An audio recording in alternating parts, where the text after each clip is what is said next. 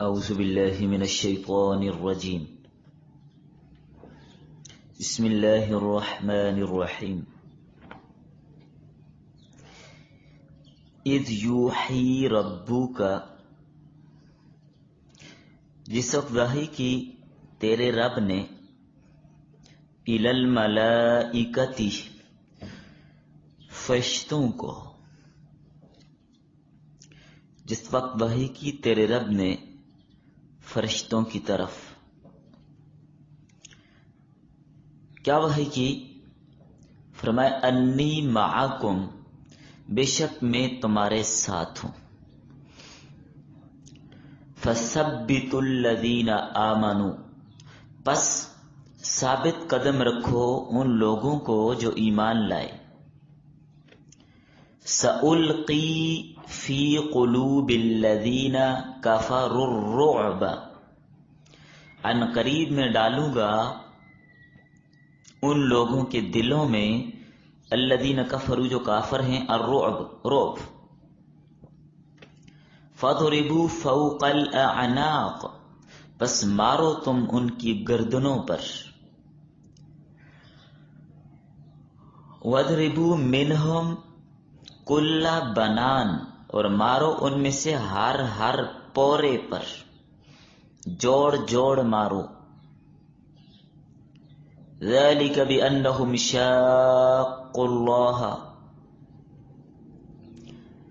اس لیے کہ بے شک انہوں نے مخالفت کی ہے اللہ کی، وَرَسُولَهُ، اور اللہ کے رسول کی، وَمَن يُشَاقِقِ اللَّهَ وَرَسُولَهُ، اور جو مخالفت کرے گا اللہ اور اس کے رسول کی، فَإِنَّ اللَّهَ شَدِيدُ الْعِقَابِ، بے شک اللہ سخت سزا دینے والا ہے،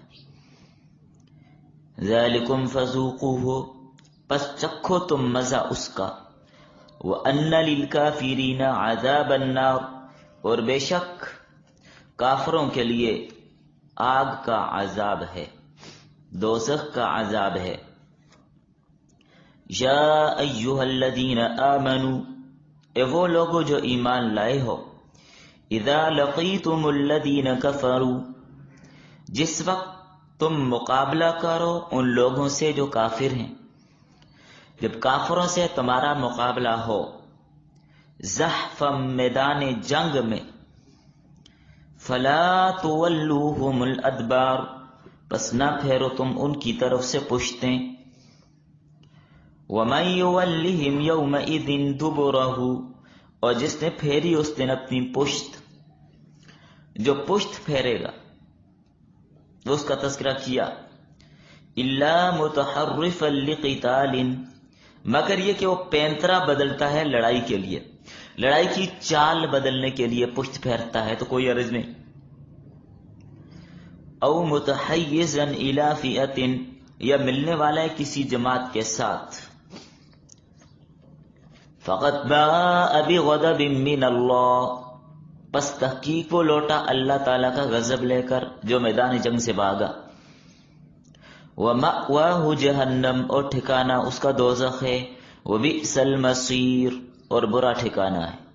بس لکھیے سورہ انفال درس نمبر 4، آیت نمبر 12 تا 16،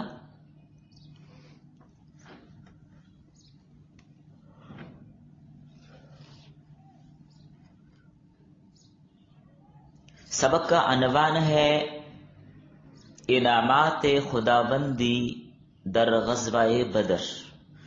تو پہلے سے ہی ربط بھی ساتھ سمجھ لیجئے، پچھلی آیات سے ہی غزوہ بدر کے موقع پر جو اللہ تعالیٰ کے خصوصی انعامات ہوئے اہل اسلام پر، ان کا بیان، ان کا ذکر چلا آ رہا ہے، ابھی بھی ایسے ہی کچھ انعامات کا ذکر کیا گیا ہے۔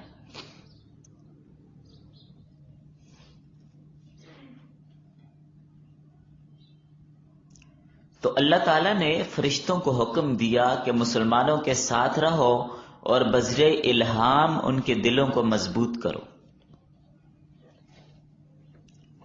مسلمانوں کے ساتھ رہو اور بذریعہ الہام ان کے دل مضبوط کرو.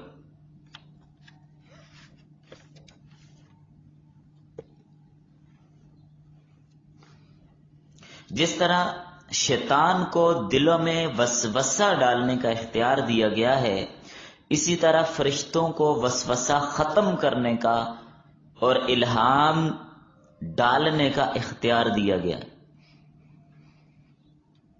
آگے سمجھ؟ جیسے کہ صاحب روح المعانی نے زجاج کے حوالے سے یہ بات لکھی ہے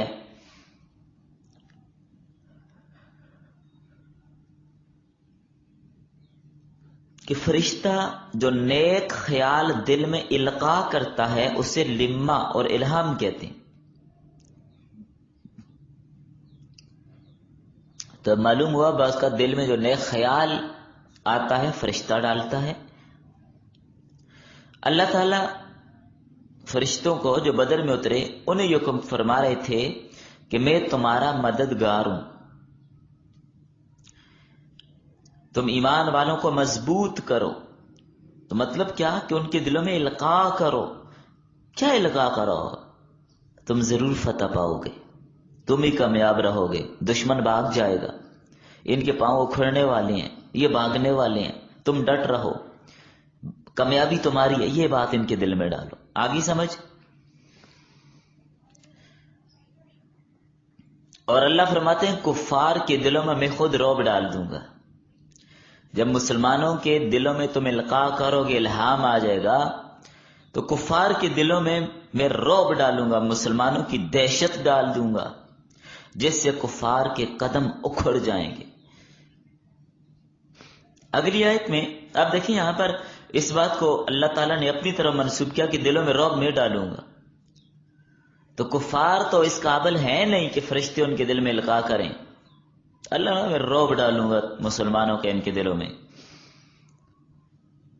اگلی آیت میں فرشتوں کو ساتھ یہ بھی حکم دیا کہ تم نے محض اترنا ہی نہیں، تم نے محض جنگ میں آنا ہی نہیں، بلکہ مسلمانوں کی طرف سے کفار کے ساتھ لڑنا بھی ہے. دیکھیں گزشتہ سبق میں آپ کے سامنے بات گزری تھی نا کہ میں نے بتایا تھا کہ اس بات پر تو اجماع ہے کہ فرشتے غزوہ بدر میں اترے ہیں، لیکن اگلے مسئلے میں اختلاف ہے کہ جنگ کی ہے یا نہیں کی. تو صحیح قول میں نے آپ کو کیا بتایا تھا کہ جنگ انہوں نے کی ہے. فرشتوں نے کافروں کی پٹائی بھی کی ہے، مارا بھی ہے. تو اس آیت میں اس بات کی صراحت آ رہی ہے کہ محض القاء نہیں کیا، مسلمانوں کی طرف سے کفار سے لڑے بھی ہیں، اور فرمایا ان کی گردنوں پر مارو تاکہ حق کا مقابلہ کرنے کے لیے سر ہی نہ اٹھا سکیں. تو گردنوں پہ سر ہوتے ہیں، سر قلم کر دو ان کا، اور ان کی انگلیاں کاٹ ڈالو. کیوں؟ اب کافر موجود بھی ہے، انگلیاں کاٹ دیں، ہاتھ کاٹ دیے، تلوار پکڑ سکتے ہیں؟ بیکار ہو جائے گا، تلوار نہیں پکڑ سکے گا. حملہ کرنے کا ارادہ کرے تو حملہ بھی نہ کر سکے، حملہ تو کیا اپنی مدافعت بھی نہیں کر سکے گا، انگلیاں ہی نہیں ہیں. جب فرشتوں کو لڑائی کا حکم دیا، قتال کا حکم دیا، تو فرشتوں کو چونکہ بات معلوم نہیں تھی کہ لڑتے کیسے ہیں. یہ تو ابن آدم کا کام ہے نا لڑنا، شروع سے ہی لڑ رہا ہے. انسانوں کا کام ہے لڑائیاں کرنا، فرشتوں کو کیا پتا ہے کیسے لڑتے ہیں. تو اللہ تعالیٰ نے ان کو طریقہ بتایا کہ آپ نے یوں لڑنا ہے. یہ لڑنے کا طریقہ فرشتوں کو سمجھایا جا رہا ہے کہ گردن کے بالائی حصے پر مارو تاکہ سر قلم ہو جائے، اور پوروں اور انگلیوں پر مارو تاکہ ہتھیار پکڑی نہ سکیں. اس لیے ہم سألقی فی قلوب الذین کفروا الرعب فضربوا فوق الآناق وضربوا منہم کل بنان.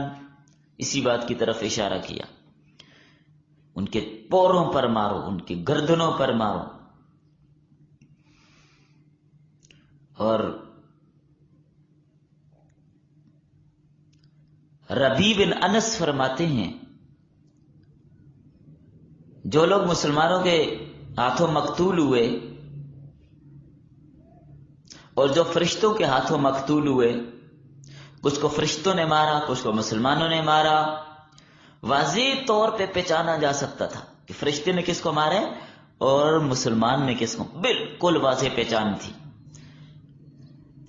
جن کو فرشتوں نے مارا ان کے سر گردنوں سے اڑے ہوئے تھے، پتہ ہی نہیں تھا سر کدھر ہے، اور کسی کے پورے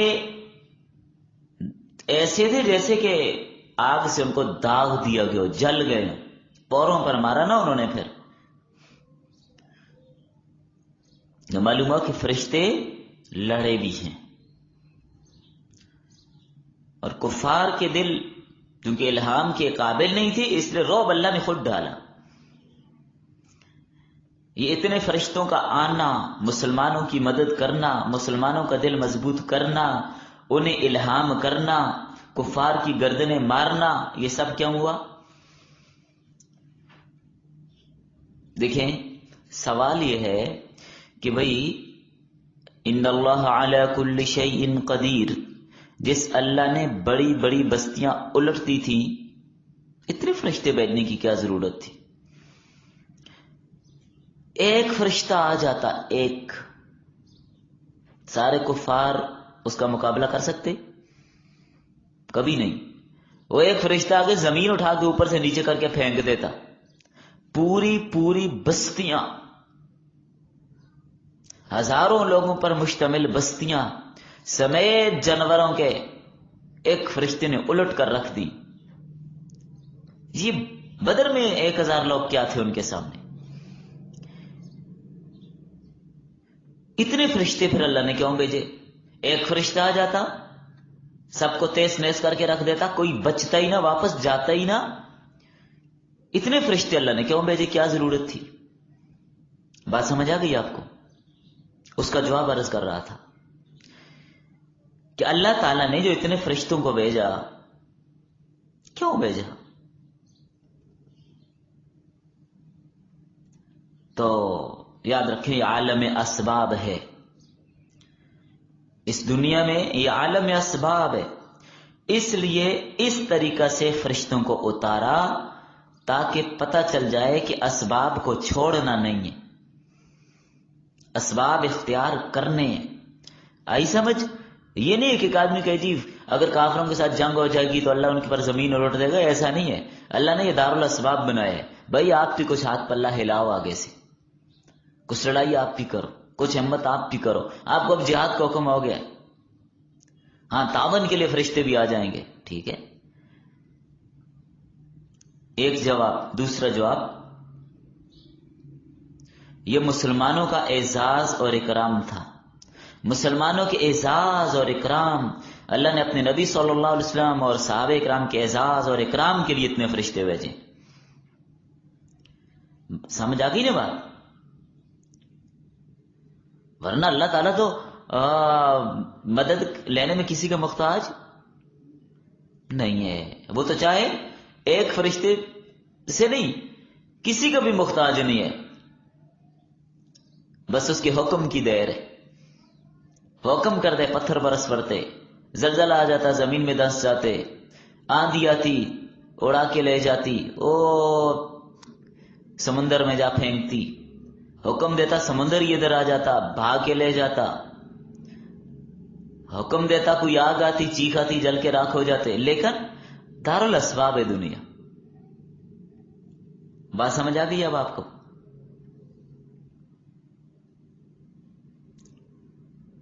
تو فرشتوں کا جو نزول ہے یہ خیر و برکت کا باعث تھا۔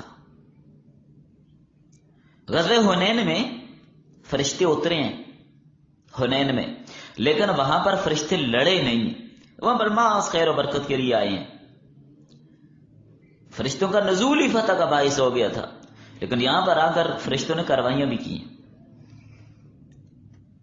مسلم شریف میں حدیث آتی ہے، ایک مسلمان مرد ایک مشرک کے پیچھے دوڑا، اوپر سے کوڑے اور سواری کی آواز سنائی دی۔ کوڑا جب لگتے نا تو آواز آتی ہے، اور سواری کی بھی آواز دی سنائی دی، اے ہزوم آگے بڑھ۔ اس کے بعد جو دوبارہ اس مشرک کو دیکھا، نیچے گرا ہوا پڑا تھا، زمین پہ چت پڑا تھا۔ اور اس کی ناک اور چہرے کو آگے ہو کر جب دیکھا گیا تو اس مشرک کی ناک اور چہرہ کوڑا لگنے کی وجہ سے پھٹ کر نیلی ہو گئی تھی. اور بخاری میں حدیث آتی ہے نبی صلی اللہ علیہ وسلم نے فرمایا یہ جبریل ہیں اور جو اپنے گھوڑے کی لگام تھامے ہوئے ہیں اور اسلحے سے آراستہ ہیں. تو معلوم ہے فرشتے اسلحہ لے کر آئی تھی.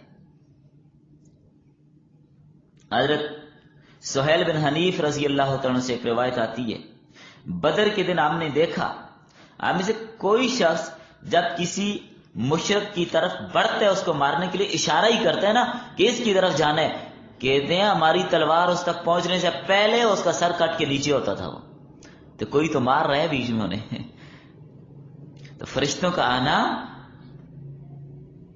یہ متعدد روایات سے ثابت ہے اور بعض روایات سے ابلق گھوڑے کا ذکر بھی آتا ہے. اب یہاں پر جو گھوڑا تھا حیزوم یار جبریل کا گھوڑا تھا. تو بہرحال فرشتے اترے ہیں, آئے ہیں, لڑے ہیں. ثابت ہو گیا کہ نہیں ہوا؟ نبی کریم صلی اللہ علیہ وسلم نے جب اہل اسلام کو جہاد کی ترغیب دی فرمایا قسم اس ذات کی جس کے قبضہ قدرت میں مجھ محمد کی جان ہے, جو صدق سے صبر سے تحمل سے جہاد کرے گا اور شہید ہوگا اللہ تعالیٰ سے ضرور جنت میں داخل کر دیں گے. ایک صحابی عمیر بن حمام, ان کے ہاتھوں میں کچھ کھجوریں پکڑی تھیں, کھجوریں کھانے میں مصروف تھے. جب یہ کلمات اللہ کے رسول کی زبان سے سنے کہنے لگے واہ واہ میرے اور جنت کے درمیان فاصلہ ہی کیا رہ گیا, میرے اور جنت کے درمیان فاصلہ ہی کیا رہ گیا, صرف اتنا ہے کہ کفار مجھے قتل کر ڈالے میں سیدھے جنت میں ہوں گا. کھجوریں ہاتھ سے پھینک دی کہ کھجور کھانے میں کیوں دیر لگاؤں, تلوار لے کر جہاد شروع کیا یہاں تک کہ شہید ہو گئے, جنت پہنچ گئے.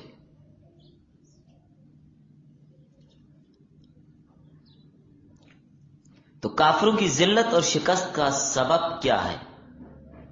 اگلی آیت میں اسے بھی بیان کیا کہ یہ اللہ اور اس کے رسول کی اطاعت سے سرکشی کرتے تھے. جو اللہ اور اس کے رسول سے سرکشی کرے اس کے لیے سخت عذاب ہے. یہ قتل اور قید کا مزہ تو فی الحال دنیا میں چکھنا ہے نا, اس کے علاوہ دوزخ کا عذاب بھی ہے. دنیاوی عذاب تو ایک نمونہ ہے, یہ ذلت اور خواری تو سر جھکانے کے لیے ہے, اصل عذاب تو آخرت میں ہوگا. اور آپ دیکھیں کیسا ذلیل کیا اللہ نے دنیا میں بھی ان کو, کتنے ذلیل ہو کر گئے, روتے چیختے پٹتے پٹاتے نوخے کرتے مرثیے گاتے ہوئے واپس گئے. جو بچے عتبہ شیبہ ولید قتل ہو گئے پہلے ہی. ابو جہل کہنے لگا جب یہ تینوں پہلے ہی قتل ہوئے نا لوگوں کے حوصلے تو پست ہو گئے کہ ہمارے جو ستون تھے مارے گئے. ابو جہل نے لوگوں کو کہا, کہنے لگا احمد دلا رہے الفاظ کیا ہیں؟ کہتے ہیں ان کے قتل ہونے سے مایوس نہیں ہونا, انہوں نے جلد بازی سے کام لیا. ابو جہل کہنے لگا قسم لات اور عزا کی ہم اس وقت تک واپس نہیں جائیں گے جب تک ان لوگوں کو رسیوں میں نہ باندھ لیں. بھائی یہ منہ اور مسور کی دال, کیا پدی اور کیا پدی کا شوربہ, دعوے سے نہیں ہے اس کے. جب مارا تو 2 بچوں نے گرا دیا اس کو, آگے تذکرہ آئے گا اس کا. تو اگلی آیت میں اب مومنین کو ثابت قدم رہنے کا حکم دیا جا رہا ہے. فرمایا مسلمانوں کو میدان جنگ میں ثابت قدم رہنا ہے, بھاگنا نہیں. ثابت قدم رہنا واجب ہے, میدان جنگ سے بھاگنا حرام ہے. جو کبیرہ گناہ ہیں, کبیرہ گناہ شرک کرنا,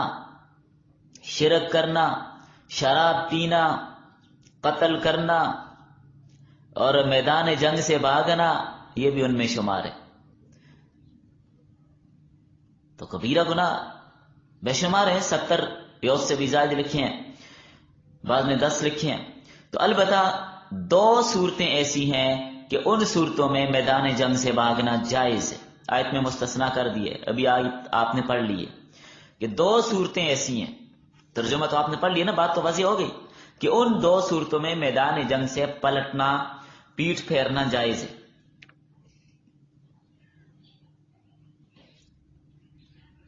اللہ اکبر.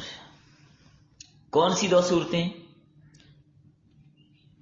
الا متحرفا لقتال او متحیزا الى فئۃ. 2 صورتیں بتائیں. ایک صورت تو یہ بتائی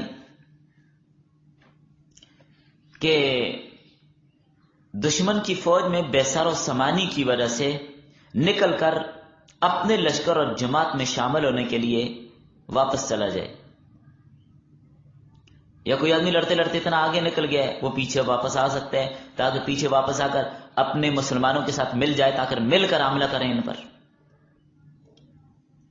سمجھ آ گئی بات؟ یہ واپس آنا بھاگنے کے لیے نہیں، یہ کفار کو مارنے کی ایک تدبیر ہے کہ واپس آ کر مسلمانوں کے ساتھ مل کر، اپنے ساتھیوں سے مل کر، پھر ذرا زور کے ساتھ ان پہ دوبارہ حملہ کیا جائے۔ یا ایک مورچے پہ مسلمان کمزور ہیں، وہاں پر پہنچنے کے لیے جانا، دوسرے مورچے پر پہنچنا جا کر مسلمانوں کو، یہ بھی بھاگنا نہیں ہے۔ تو ایک صورت تو یہ بتا دی، اور دوسری صورت چونکہ ایک تدبیر ہے، اور دوسری صورت پینترا بدلنے کے لیے بھاگنا، پینترا بدلنے کے لیے، چال بدلنے کے لیے، چونکہ جنگ میں تو چالیں کی جاتی ہیں نا دشمن کو پھنسانے کے لیے۔ آپ نے تاریخ پڑھی ہو، پھر آپ کو لطف آئے کہ تاریخ میں کیا کیا اس طرح چال کر کے کفار کو مارا گیا اور قلعوں کے قلعے فتح کیے گئے۔ دیکھیں مثال کے طور پر دشمن مورچے کے اندر چھپے ہوئے، نکلتے نہیں ہیں، آپ انتظار کر کر کر کر کے تھک گئے، دشمن مورچے میں نکلتا نہیں ہے باہر۔ اب آپ ان کو دکھانے کے لیے بھاگ جائیں، جب آپ ان کو دکھانے کے لیے بھاگیں گے کہ بھاگ گئے ہیں، پیچھے سے مورچے سے باہر نکلیں گے، وہ بھی آپ کے پیچھے آگے کہ بھاگ گئے، چلو تھوڑا اور بھگاؤ، وہ جب پیچھے آگے مڑ کر مار دیں، حملہ کر دیں پہ پلٹ کے۔ آئی سمجھ؟ یا دشمن کو درمیان میں لانے کے لیے کہ تاکہ دونوں جانب سے ان پر حملہ کر دیا جائے۔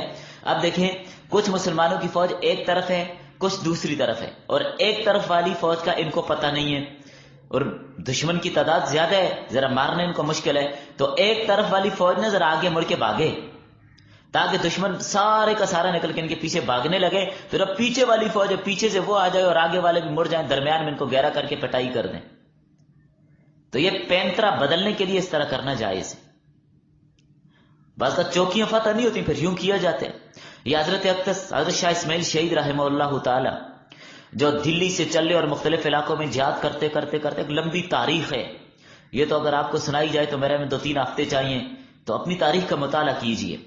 تاریخ سید احمد شہید چھپی ہوئی کتاب ہے 2-3 جلدوں میں، ویسے بھی مختلف کتابوں میں حضرت کی تاریخ موجود ہے۔ پہلے تو مطالعہ پاکستان کے اندر بھی ایف اے کے اندر بھی یہ سبجیکٹ ہوتے تھے، ابھی تو گڑا گرک کر دیا نا، ختم کر دیا۔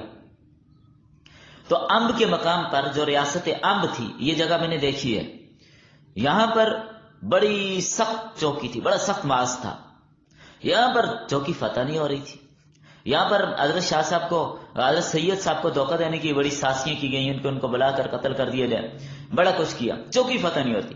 ان میں جو حضرت سید صاحب تھے، شاہ اسماعیل شہید صاحب، یہ بڑے سمجھدار تھے، انہوں نے اپنے لشکر میں اعلان کیا، کیونکہ جاسوس تو ہر لشکر میں ہوتے ہی ہوتے ہیں نا، دشمن کے جاسوس تو بیچ میں گھسے ہوتے ہیں، پتہ نہیں چلتا، اعلان کروا دیا پورے لشکر میں، کل ہم نے پشاور ہیڈ کوارٹر پہ حملہ کرنے، ہیڈ کوارٹر پہنچیں گے، پورے لشکر میں اعلان کروا دیا، اور اپنے ساتھیوں کا روٹی پکانی شروع کر دو، سب نے روٹیاں پکانی شروع کر دیں۔ جب انہوں نے دیکھا اس چوکی پہ کہ بھائی ہیڈ کوارٹر پہ حملہ ہو جائے گا، کام خراب ہو جائے گا، یہاں پر تو کچھ نہیں، چلو دیکھ خالی علاقہ ہے، تو سارے لوگ راتوں رات بھاگے، سارے وہ مخالفین جتنے بھی تھے، تو وہ خان بھاگ پڑے پشاور ہیڈ کوارٹر کی طرف کہ ادھر جا کے اس کی حفاظت کرے، ادھر بھاگے، پیچھے سے اس چوکی پر قبضہ کر دیا۔ پھر وہاں سے جاتے جاتے کچھ علاقے ہیں جغرافیہ میں جن پر میرا گزر ہوا، میں نے دیکھا ہے، پھر وہاں سے گزرتے ہوئے حضرت بالا کوٹ پہنچے تھے۔ تو یہ ترتیبیں جنگ میں کی جاتی ہیں، آئی سمجھ؟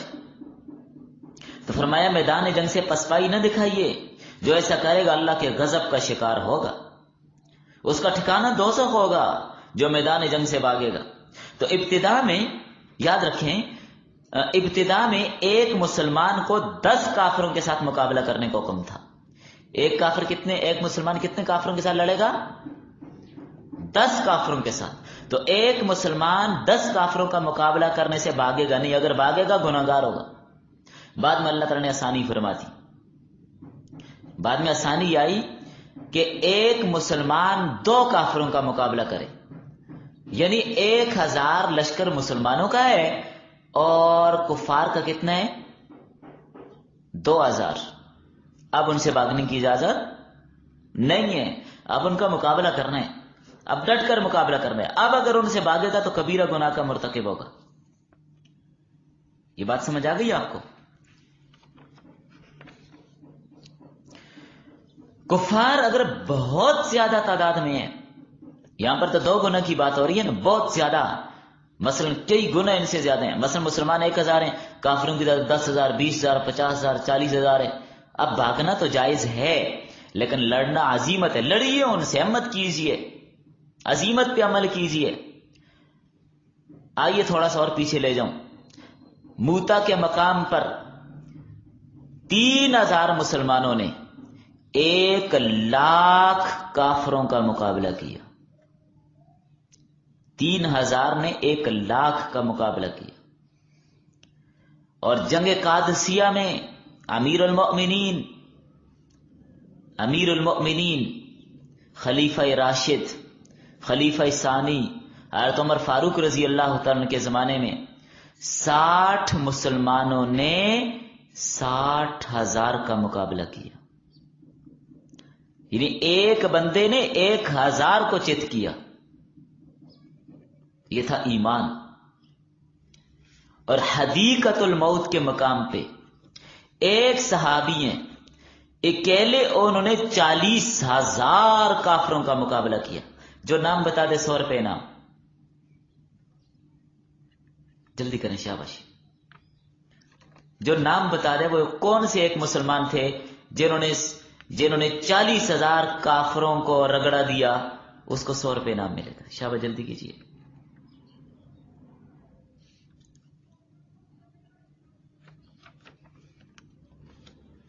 اسی لیے انہوں نے اس آیت پر بھی عمل کیا نا کہ بعض اوقات کم من فئۃ قلیلۃ غلبت فئۃ کثیرۃ باذن اللہ. بہت سی چھوٹی جماعتیں بڑی جماعتوں پر غالب آ جاتی ہیں. کیوں بھائی نہیں بتا سکتی؟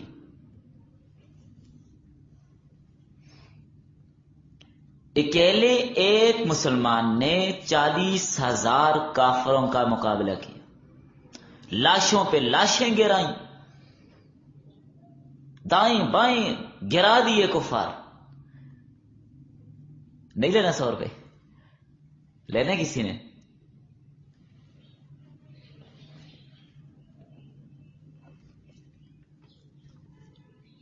یہ میرے ہاتھ میں اگر لینے ہیں تو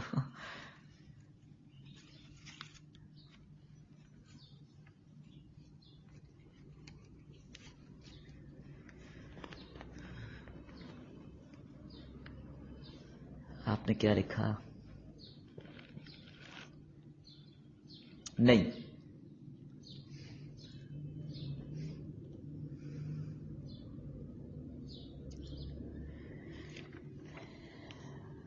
نہیں جی، محمد بن قاسم کی جنگ وہاں پہ تو نہیں ہوئی تھی. وہ تو آپ کے پاکستان کی حدود میں ہوئی تھی، یہاں پہ سندھ میں.